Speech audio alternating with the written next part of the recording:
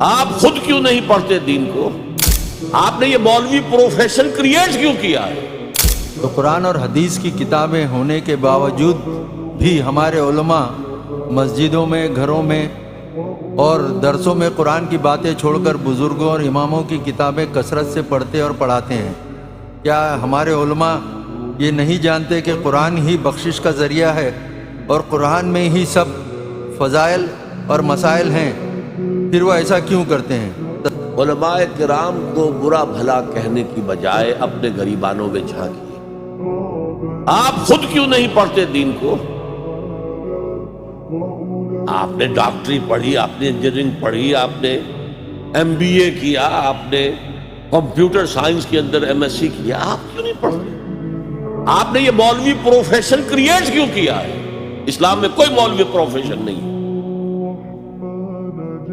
اسلام میں نہ پاپائیت ہے نہ برہمنیت ہے۔ ہر مسلمان کو اس قابل ہونا چاہیے کہ نماز پڑھائے، ہر مسلمان کو اس قابل ہونا چاہیے اپنی بیٹی کا نکاح خود پڑھائے، ہر مسلمان کو اس قابل ہونا چاہیے کہ اپنے باپ کا جنازہ خود پڑھائے۔ جو دعا اس کے دل کی گہرائی سے نکلے گی وہ کسی عالم دین کے دل سے نکل سکتی ہے۔ تو اصل میں ہم نے اختیار کیا دنیاوی تعلیم، جس میں پیسہ ہے، جس میں عزت ہے، جس میں گلیمر ہے، جس میں اونچے کیریئر ہیں، اور ہم نے باقی کام چھوڑ دیا ہے علماء کی کہ تو پھر ان پر تنقید کرتے ہیں۔ لہذا اپنے گریبانوں میں جھانکیے۔ پانی ہمارے اندر بڑھتا ہے،